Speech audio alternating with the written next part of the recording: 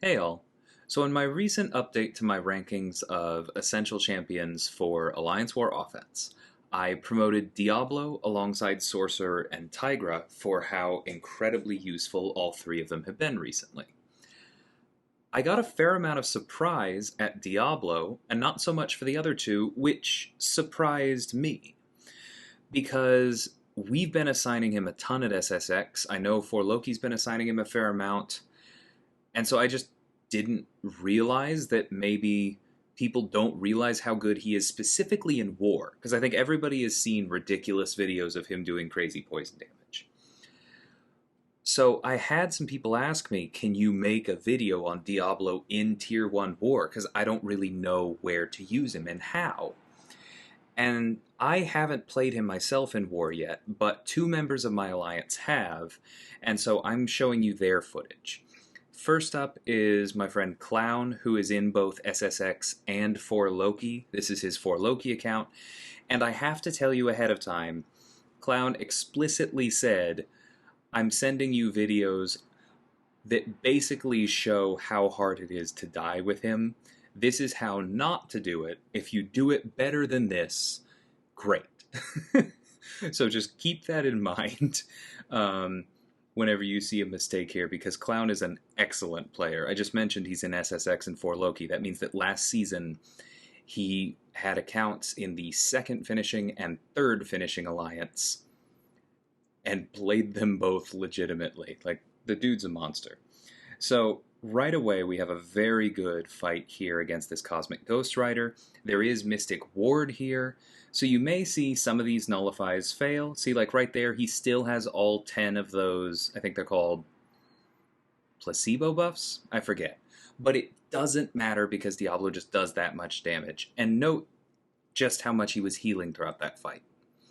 So the real reason for him sending me this was this Man-Thing on 20. This is a legendary placement with unstoppable armor. We see it almost every war in all three battle groups. There are a bunch of good options. Campo has taken it a bunch with Nebula. We've sent Doom quite a bit. And we've sent Diablo a fair amount. And so you're going to see that here. Basic idea is that if Man-Thing poisons you, doesn't matter. You're not going to take damage. When Masochism triggers, like right there, doesn't matter. It's just going to trigger Mystic Dispersion, because remember that Masochism is an instantaneous regen buff. When the armors trigger, doesn't matter. Maybe you nullify them, maybe you don't. Either way, they're going to feed Mystic Dispersion. When Man-Thing goes unstoppable, doesn't matter, you're Diablo, you can take the hits. So I have seen this fight both with and without recoil. Clown is running recoil here. I think it is slightly better for this fight, but I think overall for Diablo, you can kind of pick whether you use those masteries or not, based on what makes sense for pathing. I don't think they're necessary. But what you would think is necessary for this particular fight is making sure that Masochism is on cooldown before throwing the special 3. Because you can only throw the special 3 once per fight, and so Clown isn't going to get another chance to get those big poisons. Luckily, Diablo has an alternate method of doing damage with the special 2 there, which does direct damage based on how many poisons and buffs the opponent has gained or had applied over the course of the fight, and so you see him finish it out actually very quickly. So despite that fight making perhaps the single biggest mistake that you can, he still closes it out. This is why we've been using Diablo so much. He has incredible damage output. He's very survivable. He's a Mystic, so he has access to Mystic Dispersion, which is one of the best masteries in the game, especially this season, because Unstoppable Armor keeps triggering it. He has Long Distance Nullify. He has Energy Resistance if you need it. He is just a monster. So now we're seeing this Super Scroll fight. This has been a very popular placement, and Diablo is one of the best counters for it. You can also use Tigra. So note that he is blocking a lot of these hits, because that's more Furies and fewer armor ups, so fewer chances to trigger the Unstoppable as he works his way up to the Special 3, because that is the core of most of these fights with Diablo. Notice he doesn't even bother getting rid of the falter, he just waits for his opportunity to throw the special 3 because that'll bypass it. The special 3 itself doesn't do that much damage, but watch what happens after. Because he used the Essence of Null pre-fight, he's going to start nullifying these buffs. He put a bunch of them on Super Scroll. He gets hit, but it doesn't matter, because now he has his special 3. It refreshes the poisons just by making contact. You don't need to land the whole thing. So him going unstoppable doesn't matter. He blocks the special 2, takes less damage because he's poisoned, which he probably would be thanks to Hazard Shift even if he wasn't running Recoil, and then finishes it off with a special 2.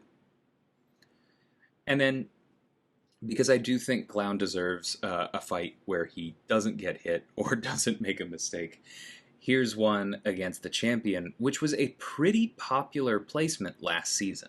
This is the old version of Path 1 with that Vigorous Assault node, but whenever we faced somebody who had a rank 3 champion, this is often where it was.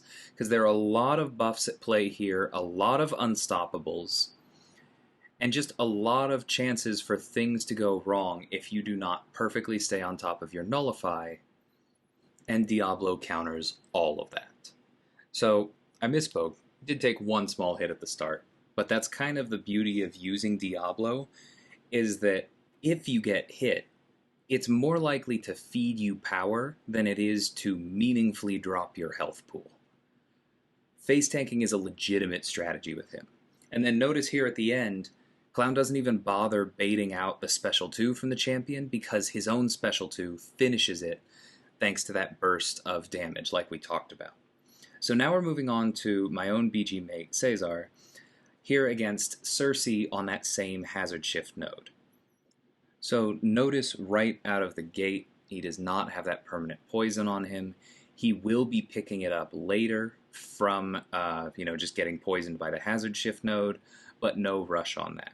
He's trying to not throw too many hits during the Incinerate phase to make sure that doesn't tick him down too much, because he also knows that once he gets poisoned from hitting her during this phase, that's just going to be health gain for him. Because he's not going to take any damage from the poisons, and he's already going to start healing back up, and he's going to be taking less damage while poisoned because of that first half of his signature ability. Right now, he's just hitting her, triggering Mystic Dispersion, not a big deal, waiting out the glancing buff. He makes sure to land a poison before throwing the special, because that's the other half of the signature ability. It increases Diablo's attack when the opponent is poisoned, and throws the special 3. So he only has 2 vials of might, which means he's only going to get 5 poisons on her. Not going to be ticking down as quickly as some of the other fights we've seen.